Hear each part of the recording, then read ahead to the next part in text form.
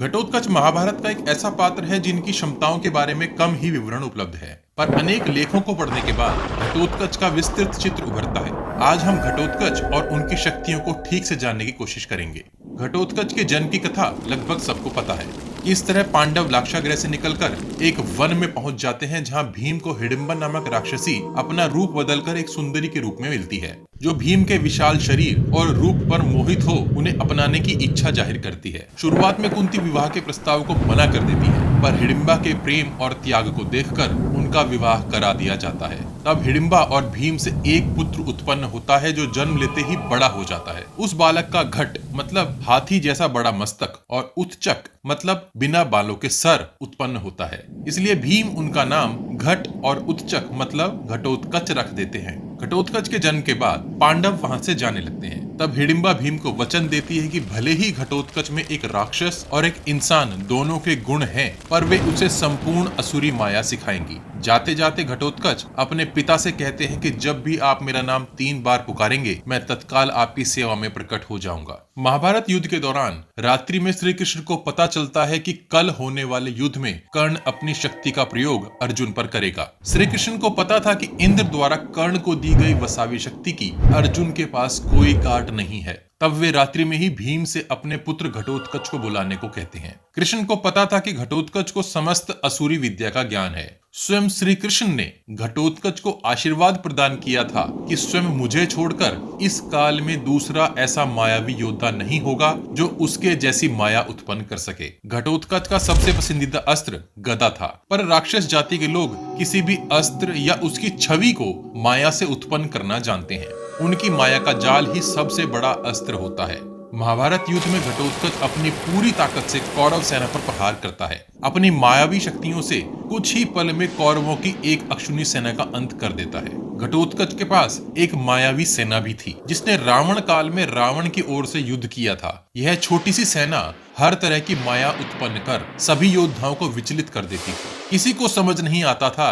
कि कहाँ क्या हो रहा है। घटोत्कच के पास जो ज्ञात शक्तियां थी वो इस प्रकार हैं। किसी भी समय युद्ध क्षेत्र से गायब होकर किसी दूसरी जगह प्रकट हो जाना, आकाश से असंख्य तीरों की वर्षा कर देना, किसी भी समय विशाल और विचित्र जीव को युद्ध मैदान में प्रकट कर देना, अपने ऊपर चलाए गए दिव्यास्त्रों को अपनी काली माया से निष्क्रिय कर देना। घटोत्कच को अर्जुन और भीम से भी कुछ दिव्यास्त्र प्राप्त थे, जिनमें आग्नेयास्त्र, वरुणास्त्र और वायव्य अस्त्र प्रमुख थे। महाभारत युद्ध में घटोत्कच का 4 योद्धाओं से भयंकर युद्ध हुआ था। भागदत्त एक अति शक्तिशाली योद्धा था। वो एक विशाल हाथी जिसका नाम सौप्तिक था पर बैठकर युद्ध कर रहा था। तब घटोत्कच ने अपनी असुरी माया से एक विचित्र किंतु अति विशालकाय हाथी उत्पन्न किया। दोनों हाथियों में भयंकर युद्ध हुआ। उनके बीच से दोनों ओर के सभी योद्धा निकलकर भागने लगे। उन्हें लगा जैसे यह मायावी हाथी भागदत्त का वध कर देगा। भागदत्त ने एक शक्ति बाण घटोत्कच पर चलाया, जिसे घटोत्कच ने अपने हाथों से ही पकड़ लिया। सब योद्धा यह देखकर हतप्रभ रह गए।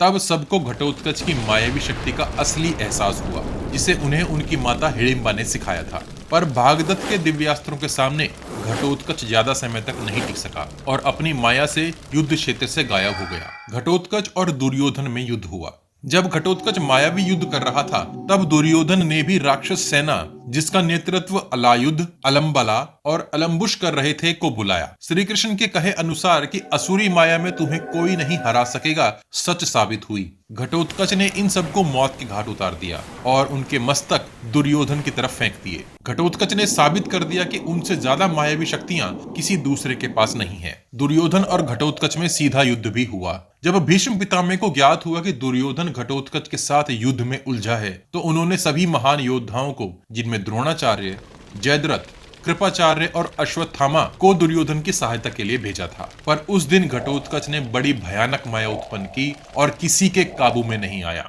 घटोत्कच और अश्वत्थामा में युद्ध। महाभारत युद्ध के 7वें दिन अश्वत्थामा और घटोत्कच में युद्ध हुआ था। अश्वत्थामा घटोत्कच के डर से भाग रहे कौरव सैनिकों को रोकने का प्रयास करते हैं, पर सब डर के मारे युद्ध मैदान से भाग जाते हैं। तब अश्वत्थामा घटोत्कच के सामने खड़े हो जाते हैं। अश्वत्थामा को किसी से भय नहीं लगता क्योंकि उनमें महादेव का अंश था। अपने चमत्कारी बाणों से अश्वत्थामा घटोत्कच की माया को भंग कर उसे घायल कर देते हैं। तब अश्वत्थामा और घटोत्कच में एक लंबा युद्ध होता है। दोनों ओर से महान अस्त्रों का प्रयोग होता है, पर घटोत्कच अश्वत्थामा के सामने ज्यादा समय तक टिक नहीं पाते और अपनी असुरी माया से एक बार फिर गायब हो जाते हैं। घटोत्कच और कर्ण में युद्ध। जब सब योद्धाओं के प्रयास घटोत्कच को काबू करने में विफल हो जाते हैं, तब कर्ण उन पर दिव्यास्त्रों का प्रयोग करते हैं। अपनी माया के प्रभाव से घटोत्कच सब कौरव योद्धाओं को चारों तरफ से घेर लेता है। तब घटोत्कच और कर्ण में अंतिम युद्ध होता है। एक दिव्यास्त्र से कर्ण घटोत्कच की सारी माया को तोड़ देता है। तब घटोत्कच गायब होकर आकाश से तीरों की वर्षा करने लगता है, जिससे दुर्योधन घायल हो जाता है। तब दुर्योधन कर्ण से